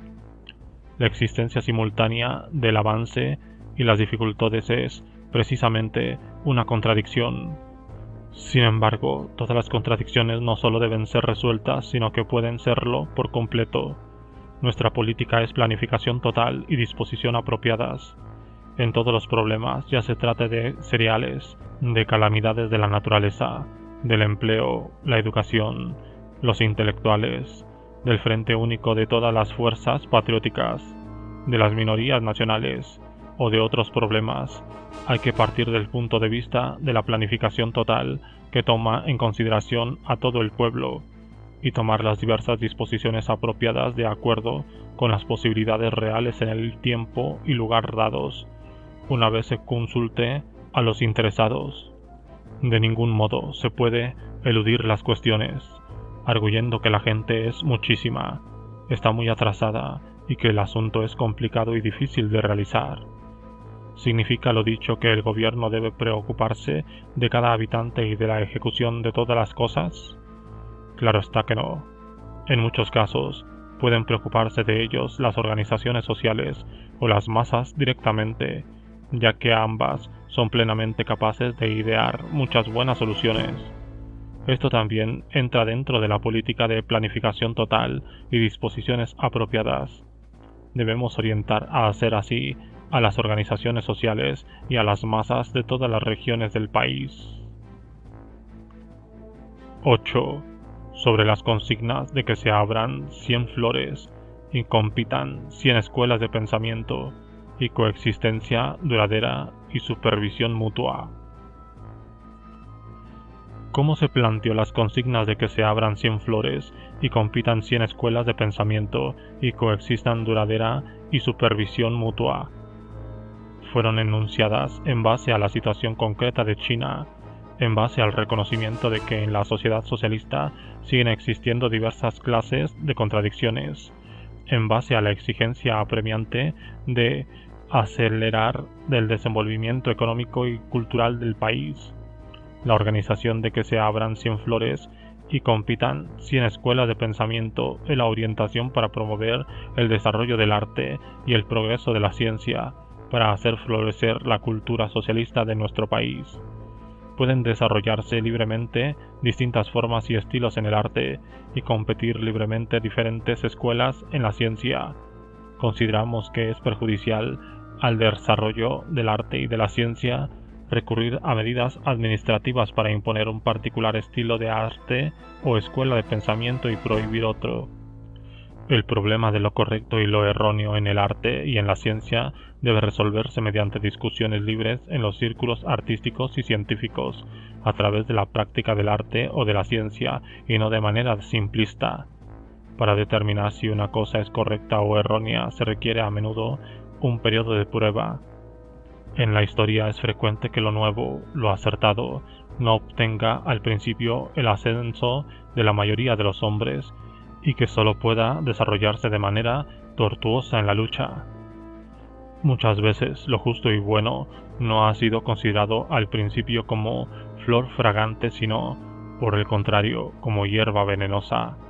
La tesis de Copérnico sobre el sistema solar y la teoría de la revolución de Darwin fueron consideradas erróneas en un tiempo y atravesaron una ardua lucha. La historia de China ofrece numerosos ejemplos análogos. En la sociedad socialista, las condiciones para el desarrollo de las cosas nuevas son radicalmente distintas y mucho más propicias que en la sociedad vieja. Sin embargo, aún sucede con frecuencia que las fuerzas nacientes son frenadas y las opiniones razonables suprimidas. La expansión de las cosas nuevas pueden ser también obstaculizadas, no por una represión hecha adrede, sino por falta de discernimiento, razón por la cual, ante la cuestión de lo correcto y lo erróneo en la ciencia y en el arte, debemos adoptar una actitud prudente, estimular la discusión libre y evitar las conclusiones precipitadas. Creemos que la adopción de esta actitud puede asegurar un desarrollo relativamente fácil del arte y la ciencia. El marxismo se ha desarrollado también en la lucha. Al principio fue objetivo de toda suerte de ataques y considerando como hierba venenosa. Aún hoy es atacado y considerado como hierba venenosa en muchos lugares del mundo. Sin embargo, goza de una posición muy diferente en los países socialistas. Pero incluso en estos existen todavía ideas no marxistas, así como también antimarxistas. En China, aunque en lo fundamental se ha consumado la transformación socialista de la propiedad y ha terminado las vastas y tempestuosas luchas de clase de las masas, características de los anteriores periodos revolucionarios, subsisten remanentes de las clases derrocadas, la clase terrateniente y la burguesía compradora. Subsiste la burguesía y la transformación de la pequeña burguesía solo acaba de empezar. La lucha de las clases no ha terminado. La lucha de las clases entre el proletariado y la burguesía, entre las diferentes fuerzas políticas y entre el proletariado y la burguesía en el terreno ideológico, será aún larga, tortuosa y a veces incluso muy enconada. El proletariado aspira a transformar el universo según su concepción del mundo y la burguesía según la suya. A este respecto, aún no ha sido resuelta en definitiva la cuestión de quién vencerá, el socialismo o el capitalismo. Los marxistas siguen constituyendo una minoría en la población, así como entre los intelectuales. Por eso el marxismo tiene todavía que seguir desarrollándose a través de la lucha. El marxismo solo puede desarrollarse en la lucha. Esto es cierto no solo para el pasado y el presente, también es necesariamente cierto para el futuro. Lo correcto se desarrolla siempre en el proceso de la lucha contra lo erróneo. Lo verídico, lo bueno y lo hermoso siempre existe en contraste con lo falso, lo malo y lo feo. Siempre se desarrollan en la lucha con ellos. Cuando la humanidad desecha en general un error y acepta una verdad, una nueva verdad comienza a luchar contra las nuevas ideas erróneas. Esta lucha no cesará jamás. Esta es la ley del desarrollo de la verdad y, desde luego, la del desarrollo del marxismo. Pasará un tiempo bastante largo antes de que se resuelva la cuestión de quién vencerá a quién en la lucha ideológica entre el socialismo y el capitalismo en China. Esto se explica porque la influencia de la burguesía y de los intelectuales provenientes de la vieja sociedad subsistirá por un largo tiempo en nuestro país, y así también su ideología de clase. Quien no lo comprenda bien, o no lo comprenda en absoluto, cometerá el más grave de los errores y pasará por alto la necesidad de la lucha en el terreno ideológico. La lucha ideológica difiere de otras formas de lucha. Ella no puede emplearse procedimientos toscos y coercitivos, sino solo el método del minucioso razonamiento. Hoy, el socialismo está en una posición ventajosa en la lucha ideológica. La fuerza básica del poder se halla a manos del pueblo trabajador dirigido por el proletariado. El Partido Comunista es fuerte y goza de alto prestigio. Aunque existen defectos y errores, es nuestro trabajo. Cualquier persona imparcial puede ver que somos leales al pueblo, que estamos plenamente decididos a edificar bien nuestra patria junto con el pueblo y somos capaces de hacerlo, y que ya hemos conseguido grandes éxitos y obtendremos otros mayores aún. La inmensa mayoría de los elementos burgueses y de los intelectuales provenientes de la vieja sociedad son patriotas. Están dispuestos a servir a su floreciente patria socialista, y saben que si se apartan de la causa del socialismo y del pueblo trabajador dirigido por el Partido Comunista, no tendrán dónde apoyarse y, en consecuencia, carecerán de futuro luminoso. Cabe la siguiente pregunta: ¿puede ser criticado el marxismo, puesto que es aceptado como ideología rectora por la mayoría del pueblo de nuestro país? Desde luego que sí. El marxismo es una verdad científica y no teme la crítica. Si temiese la crítica, si pudiese ser derrocado con críticas, no tendría valor alguno. ¿Acaso de hecho los idealistas no critican el marxismo a diario y por todos los medios? ¿Acaso los que se aferran a las ideas burguesas o pequeño burguesas y no desean modificarlas no critican el marxismo también por todos los medios? Los marxistas no deben temer la crítica, venga esta de donde viniere. Por el contrario, los marxistas tienen que templarse, desarrollarse y ampliar sus posiciones precisamente a través de la crítica, en la tormenta de la lucha. La lucha contra las ideas erróneas puede compararse con la vacunación. El hombre está inmune contra la enfermedad una vez que la vacuna ha hecho efecto. La cosa creada en invernadero no puede tener gran vitalidad. La realización de la política de que se abran 100 flores y compitan 100 escuelas de pensamiento no debilitará, sino fortalecerá la posición rectora del marxismo en el campo ideológico. ¿Cuál debe ser nuestra política con respecto a las ideas no marxistas?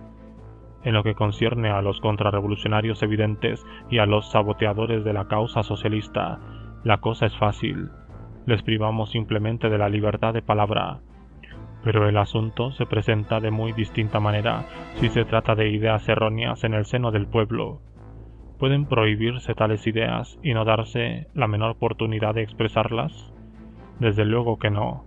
La aplicación de métodos simplistas para tratar problemas ideológicos en el seno del pueblo, problemas referentes al mundo espiritual del hombre, es no solo ineficaz, sino además sumamente perniciosa. Se puede prohibir la expresión de ideas erróneas, pero éstas siguen existiendo. Por otro lado, si las ideas acertadas han sido cultivadas en invernadero, si no han sido expuestas a los vientos y las lluvias, si no han sido inmunizadas, no podrán vencer al enfrentarse con las ideas erróneas. Por eso, solo empleando los métodos de discusión, crítica y razonamiento podemos realmente fomentar las ideas acertadas, superar las erróneas y solucionar en realidad los problemas.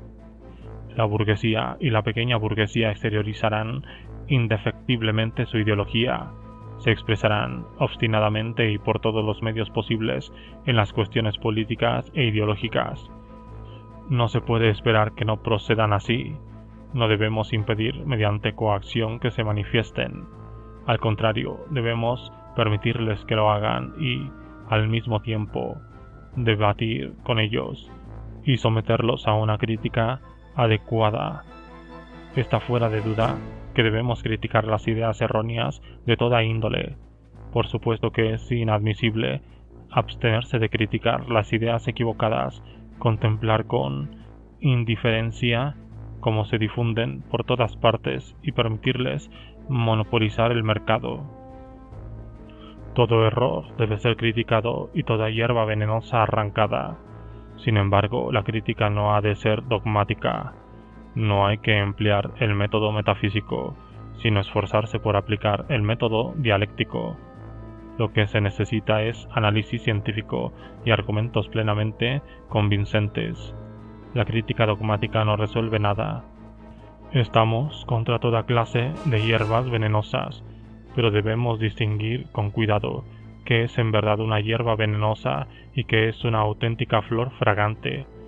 Debemos aprender juntos con las masas populares a establecer con cuidado esta descripción y a usar métodos acertados para combatir las hierbas venenosas.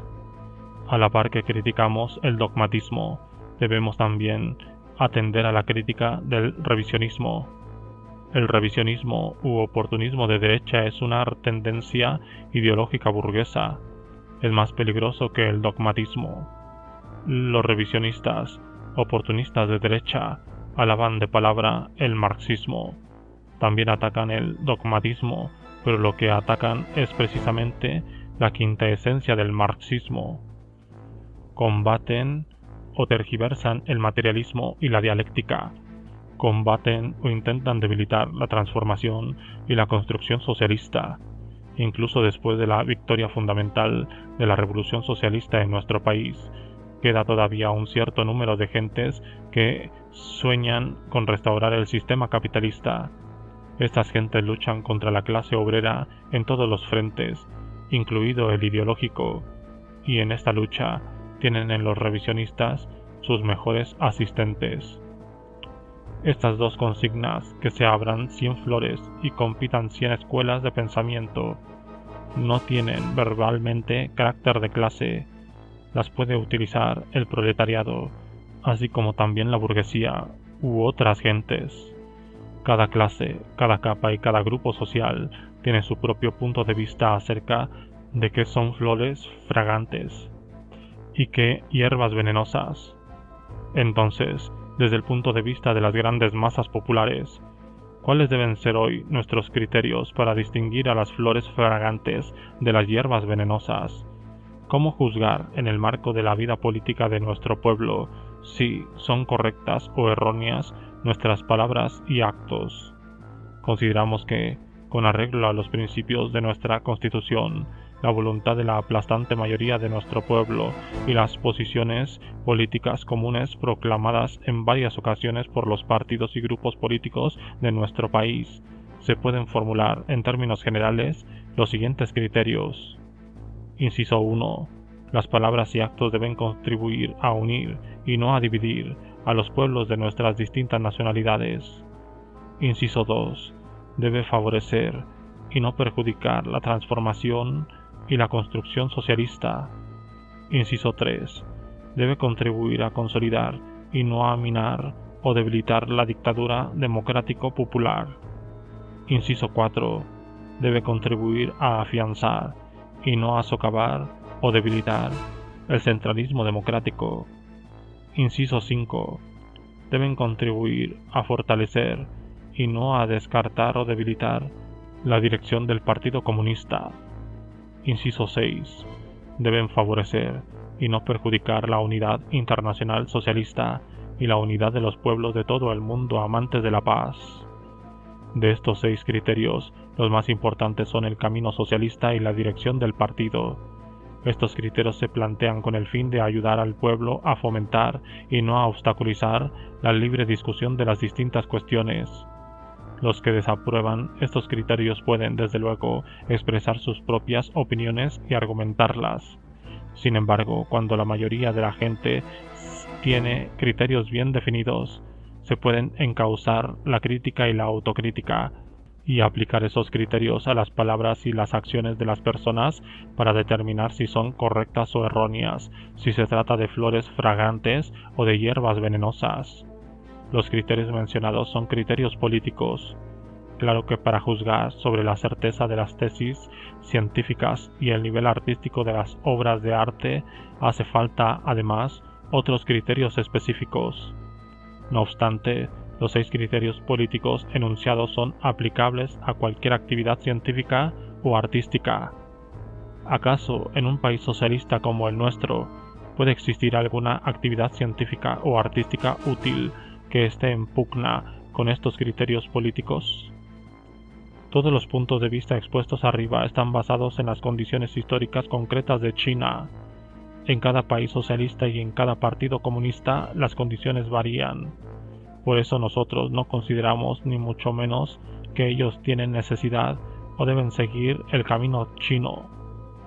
La consigna coexistencia duradera y supervisión mutua también es fruto de las condiciones históricas concretas de nuestro país. La presentación de esta consigna no ha sido en modo alguno súbita, puesto que estaba madurando ya durante varios años. La idea de la coexistencia duradera vive desde hace mucho tiempo. Después de ser establecido en lo fundamental el sistema socialista el año pasado, esta consigna fue planteada en términos explícitos. ¿Por qué entonces hay que admitir una larga coexistencia de los partidos democráticos, de la burguesía y de la pequeña burguesía con el partido político de la clase obrera? Porque no tenemos motivos para no adoptar la política de coexistencia duradera con respecto a todos los partidos sinceramente dedicados a la tarea de unir al pueblo en la causa del socialismo y que gozan de la confianza del pueblo. En la segunda sección del Consejo Consultivo Político del Pueblo Chino, celebrada en junio de 1950, ya dije: si alguien tiene el verdadero deseo de servir al pueblo, si ha ayudado realmente al pueblo en un periodo difícil para éste, ha realizado buenas obras y sigue haciéndolas consecuentemente sin detenerse a medio camino, ni el pueblo ni el gobierno del pueblo tendrán motivos para renunciar a él, para negarle la posibilidad de existir y de prestar sus servicios. Lo que definí aquí es, precisamente, la base política de la coexistencia duradera de los partidos. La coexistencia duradera del Partido Comunista con los partidos democráticos constituye nuestro deseo y también nuestra política. La existencia prolongada de los partidos democráticos no depende tan solo de los deseos del Partido Comunista, depende también de cómo se comportan ellos mismos, de si gozan de la confianza del pueblo. La supervisión mutua entre los distintos partidos es un hecho que existe desde hace tiempo en la forma de consejo y crítica recíprocos. La supervisión mutua no es, desde luego, un asunto unilateral. Significa que el Partido Comunista puede ejercer supervisión sobre los partidos democráticos y estos asimismo pueden hacer lo mismo sobre el Partido Comunista. ¿Por qué, pues, se admite la supervisión de los partidos democráticos sobre el Partido Comunista? Porque un partido, lo mismo que una persona, tiene gran necesidad de oír opiniones diferentes de las suyas. Es de todos conocido que la supervisión sobre el Partido Comunista la ejerce principalmente el pueblo trabajador y sus militantes, pero será más provechosa aún para nosotros la participación de los partidos democráticos. Claro que las opiniones y críticas intercambiadas por los partidos democráticos y el Partido Comunista podrán desempeñar el papel positivo de la supervisión mutua solo cuando correspondan a los 6 criterios políticos antes enunciados. Por eso esperamos que los partidos democráticos presten atención a la transformación ideológica y se esfuercen por una coexistencia duradera y una supervisión mutua con el Partido Comunista para adaptarse a las necesidades de la nueva sociedad. 9. Acerca de los desórdenes producidos por un pequeño número de personas. En 1956 se registraron en algunos lugares huelgas de un insignificante número de obreros y estudiantes. La causa inmediata de estos disturbios fue el hecho de no haberse resuelto favorablemente algunas demandas de beneficios materiales, de las cuales algunas deben y pueden ser concebidas, mientras otras son inadecuadas o excesivas. por lo cual de momento no pueden atenderse. Pero la causa más importante de los desórdenes fue el burocratismo de los que ocupaba puestos dirigentes. La responsabilidad de estos errores burocráticos debe imputarse, en algunos casos, a las autoridades superiores, y no puede culparse tan solo a los niveles inferiores. Otra causa de los disturbios reside en la insuficiencia de educación ideológica y política dada a los obreros y a los estudiantes. Durante el mismo año, un pequeño número de miembros de cooperativas agrícolas produjeron desórdenes, motivados principalmente también por el burocratismo de la dirección y por la insuficiencia de educación dada a las masas. Se debe admitir que, con la mayor frecuencia, algunos se inclinan a preocuparse de los intereses inmediatos, parciales y personales y no comprenden o comprenden insuficiente los intereses a largo plazo, nacionales y colectivos. Una buena parte de la juventud, por falta de experiencia política y de vida social, no sabe comparar la nueva China con la vieja. No le resulta fácil comprender a fondo ni las incontables penalidades que nuestro pueblo ha experimentado en su lucha para liberarse de la opresión del imperialismo y de la reacción kuomintanista, ni el largo periodo de arduo trabajo necesario para construir una bella sociedad socialista. He aquí por qué debemos realizar constantemente una educación política viva y eficaz entre las masas, decirles siempre la verdad sobre las dificultades que surjan y estudiar con ellas la manera de resolverlas. No aprobamos los desórdenes, ya que las contradicciones en el seno del pueblo pueden ser resueltas por el método de unidad, crítica, unidad. Además, los desórdenes siempre causan ciertas pérdidas y son perjudiciales para el avance de la causa socialista. Estamos convencidos de que las amplias masas populares de nuestro país están por el socialismo, obedecen conscientemente la disciplina y son razonables y no crearán desórdenes sin motivo. Pero en modo alguno esto significa que en nuestro país está excluida la posibilidad de que se produzcan desórdenes. Sobre este asunto, debemos prestar atención a lo siguiente. Inciso 1. Para eliminar radicalmente las causas del surgimiento de desórdenes, debemos extirpar resueltamente el burocratismo, intensificar en grado considerable la educación ideológica y política, y tratar de manera adecuada todas las contradicciones. Hecho esto en general, no habrá más desórdenes. Inciso 2. Si surgen desórdenes a consecuencia de nuestro mal trabajo, habrá que conducir al camino acertado a quienes participen en ellos y aprovechar los desórdenes como un medio especial para mejorar nuestra labor, educar a los cuadros y a las masas, así como para resolver las cuestiones que habían quedado sin solucionar en el pasado. Al tratar los desórdenes debemos realizar un trabajo minucioso sin emplear métodos simplistas y no declarar la cuestión zanjada antes de que haya sido efectivamente resuelta. No debemos precipitadamente expulsar de su trabajo a los cabecillas de los desórdenes, salvo aquellos que hayan infringido el Código Penal o que sean contrarrevolucionarios activos, los cuales deben ser castigados con arreglo a la ley. En un país tan grande como el nuestro, no es alarmante que un minúsculo número de personas provoquen disturbios. Al contrario, eso puede ayudarnos a superar el burocratismo. En nuestra sociedad hay también un insignificante número de personas que no se preocupan de los intereses públicos, no escuchan razones, cometen crímenes y violan la ley. Puede que utilicen y tergiversen nuestras políticas y presenten malintencionadamente reivindicaciones irracionales, a fin de instigar a las masas o que, con aviesa intención, difundan rumores, provoquen disturbios y desabaraten el orden normal de la sociedad. De ningún modo aprobamos la tolerancia con las gentes de esta calaña. Por el contrario, hay que tomar con ellas las medidas punitivas que dicta la ley. Las grandes masas de la sociedad exigen el castigo de esta clase de gentes. El no castigarlas se contrapondrá al deseo de las masas. 10.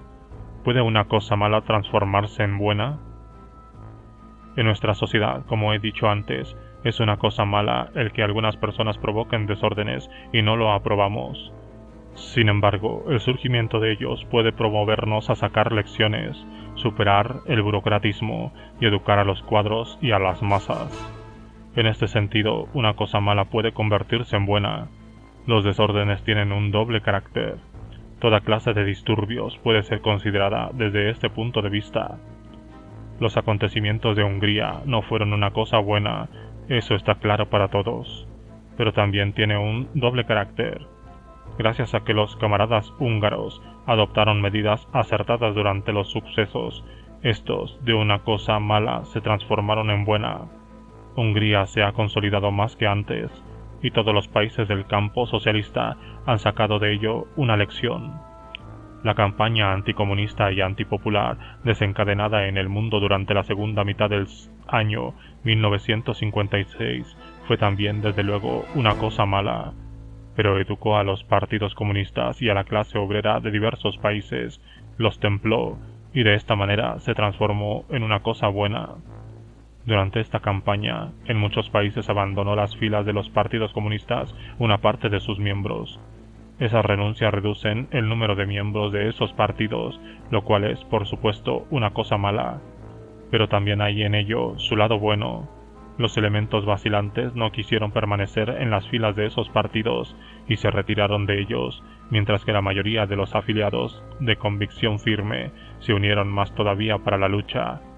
¿No es esto una cosa buena? En pocas palabras, tenemos que aprender a examinar las cuestiones en todos sus aspectos, a ver no solo el anverso de las cosas sino también su reverso. En determinadas condiciones una cosa mala puede conducir a buenos resultados y una cosa buena a resultados malos. Hace más de 2000 años decía ya Lao Tzu: en la desgracia vive la suerte, en la suerte se oculta la desgracia. Los japoneses calificaban de victoria su invasión de China. Los chinos estimaban con derrota la ocupación por el agresor de vastos territorios de China. Sin embargo, la derrota de China llevaba consigo el germen de la victoria, mientras que la victoria del Japón contenía el embrión de la derrota. ¿Acaso no lo ha confirmado la historia? En todos los países se discute ahora si estallará o no una tercera guerra mundial. Frente a esta cuestión, también debemos estar espiritualmente preparados y examinarla de modo analítico. Estamos resueltamente por la paz y contra la guerra. No obstante, si los imperialistas insisten en desencadenar una guerra, no debemos sentir temor. Nuestra actitud ante este asunto es la misma que ante cualquier otro desorden. En primer lugar, estamos en contra. En segundo, no lo tememos. Después de la Primera Guerra Mundial apareció la Unión Soviética, con 200 millones de habitantes. Después de la Segunda Guerra Mundial surgió el campo socialista, que abarca a 900 millones de seres. Puede afirmarse que si, a pesar de todo, los imperialistas desencadenan una tercera guerra mundial, como resultado de esta, otros centenares de millones pasarán inevitablemente al lado del socialismo y a los imperialistas no les quedará mucho espacio en el mundo. Incluso es probable que se derrumbe por completo todo el sistema imperialista. Bajo determinadas condiciones, los dos aspectos opuestos de una contradicción se convierten inevitablemente en sus respectivos contrarios como resultado de la lucha entre ellos. En este caso, tienen importancia las condiciones. Sin las condiciones determinadas, ninguno de los dos aspectos que lucha entre sí puede transformarse en su contrario. En el mundo, el proletariado es el que más desea cambiar su posición. Le sigue el semiproletariado, por cuanto el primero nada tiene y el segundo poco. La actual situación en que los Estados Unidos manejan la mayoría de los votos de la ONU y controlan muchas partes del mundo es solo temporal. Llegará infaliblemente el día en que esta situación cambie. La posición de China como país pobre y privado de sus derechos en la área internacional también cambiará. El país pobre se tornará rico. El país privado de sus derechos se convertirá en país que goza de ellos, es decir, una transformación de las cosas en sus contrarios. Las condiciones decisivas para ellos son el sistema socialista y los esfuerzos mancomunados de todo un pueblo. 11. sobre la práctica de economías. Quisiera ahora detenerme en la cuestión de hacer economías. Nos disponemos a realizar una construcción en gran escala, pero nuestro país es muy pobre todavía. He aquí una contradicción. Uno de los métodos para resolver es el sostenido esfuerzo para practicar rigurosamente economías en todos los terrenos. Durante el movimiento contra los tres males, efectuado en 1952, combatimos la corrupción, el despilfarro y el burocratismo, con énfasis con la lucha contra la corrupción. En 1955 abogamos por la práctica de economías con la atención principal en combatir las normas excesivamente altas en la construcción básica de carácter improductivo y en economizar materias primas en la producción industrial. Obtuvimos grandes éxitos en ese terreno, pero por aquel entonces la política de práctica economías no se aplicaba seriamente en todas las ramas de la economía nacional ni en los organismos, unidades militares, centros docentes y organizaciones populares en general. Este año hay que estimular la práctica de economías y luchar contra el derroche en todos los aspectos a través del país. Nos falta aún experiencia en el trabajo de construcción. Durante los últimos años hemos conseguido grandes éxitos, pero también ha habido derroche. Tenemos que ir construyendo gradualmente una serie de grandes empresas modernas, como armazón de nuestra industria. Sin ellas, es imposible transformar nuestro país, en unos decenios, en una potencia industrial moderna. Pero la mayoría de nuestras empresas no deben ser construidas de esta manera. Debemos construir más empresas medianas y pequeñas, aprovechar al máximo la base industrial heredada de la vieja sociedad y tratar, por todos los medios, de realizar economías a fin de hacer más con la menor cantidad de dinero. En los últimos meses, después del segundo pleno del Comité Central del Partido Comunista de China, celebrado en noviembre pasado, planteara con mayor énfasis la orientación de practicar estrictamente economías y luchar contra el despilfarro, empezaron a notarse los beneficiosos efectos. El movimiento por la práctica de economías debe ser esta vez consecuente y prolongado. La lucha contra el derroche, igual que la crítica de otros defectos y errores, puede compararse con el acto de lavarse la cara. ¿Acaso no hay que lavarse la cara todos los días?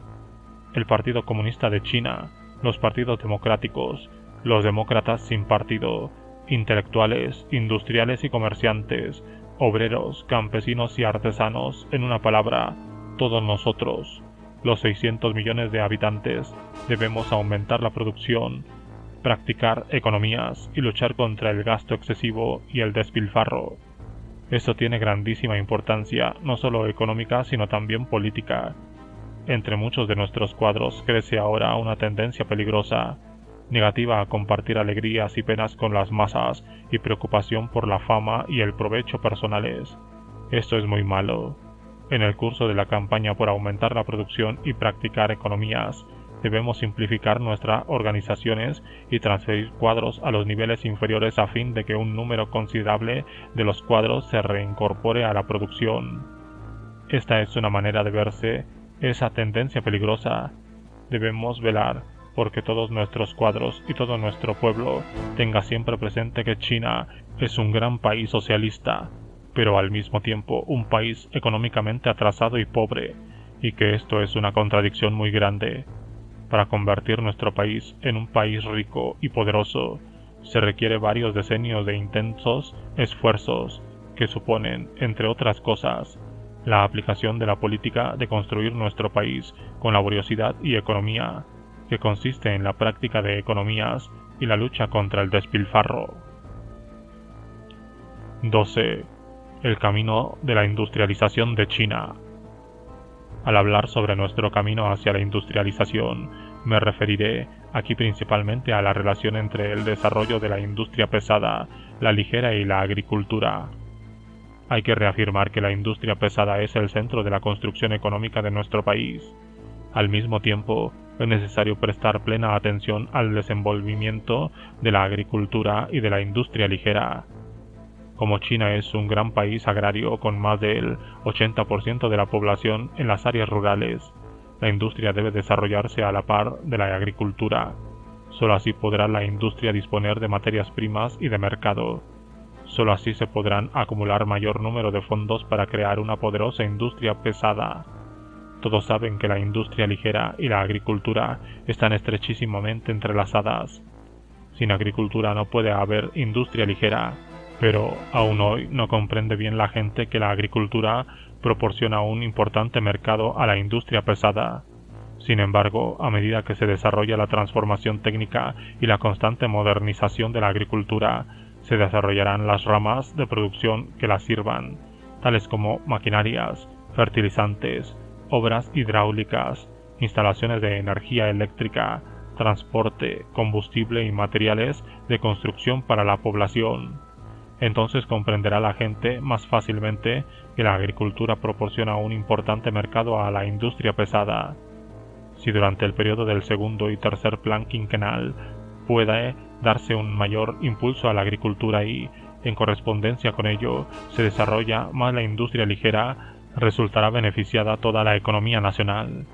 Si se desarrollan la agricultura y la industria ligera, la industria pesada encontrará mercado y fondos y se acelerará su crecimiento. A primera vista puede parecer que el ritmo de la industrialización es despacio. Sin embargo, en realidad no es así, e incluso puede ser más rápido.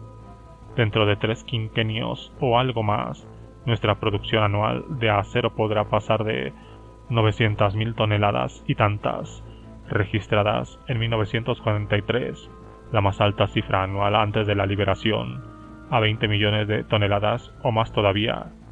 Entonces estará satisfecha la población urbana y rural. Hoy no pienso extenderme mucho hablando de los problemas económicos. Carecemos todavía de experiencia en la construcción económica, ya que llevamos tan solo 7 años ocupándonos de ella. Necesitamos acumular experiencias. En el terreno de la revolución tampoco teníamos al principio experiencia. Solo después de haber sufrido reveses y adquirido experiencia, obtuvimos la victoria en todo el país. Ahora debemos lograr que el tiempo necesario para adquirir experiencia de la construcción económica no sea tan largo, ni el precio tan alto, como lo que nos costó posesionarnos de la experiencia de la revolución. De todas maneras, tendremos que pagar algún precio por ello, pero esperamos que no sea tanto como lo fue en el periodo de la revolución. Es necesario comprender que en esto hay una contradicción, la existente entre las leyes objetivas del desarrollo económico de la sociedad socialista y nuestro conocimiento subjetivo sobre ellas, y debe ser resuelta en la práctica. Esta contradicción se revela también como una contradicción entre personas, entre los que comprenden con relativa certeza las leyes objetivas y los que las comprenden de manera relativamente incorrecta. Es pues una contradicción en el seno del pueblo. Todas las contradicciones existen objetivamente, y nuestra tarea consiste en conocerlas y resolverlas correctamente en la medida de lo posible.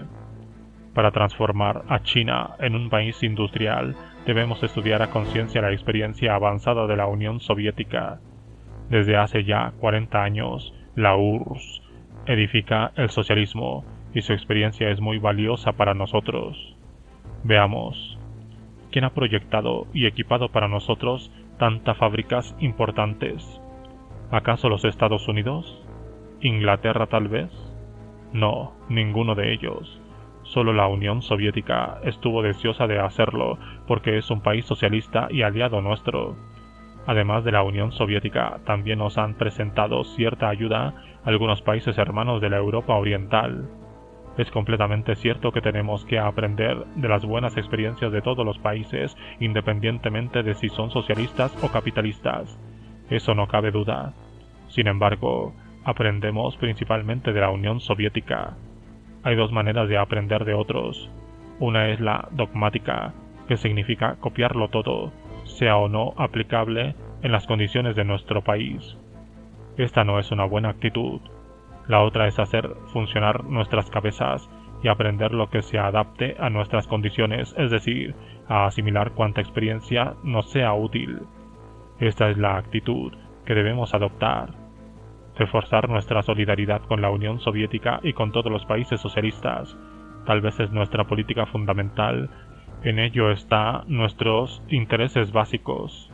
Debemos también consolidar y desarrollar la solidaridad con los países de Asia y África, así como con todos los países y pueblos amantes de la paz. Unidos a estas dos fuerzas, ya no estaremos solos. En cuanto a los países imperialistas, debemos unirnos también con sus pueblos y esforzarnos por coexistir pacíficamente con estos países, comerciar con ellos y conjurar toda posible guerra. Sin embargo, de ningún modo debemos abrigar ideas ilusorias respecto a ellos.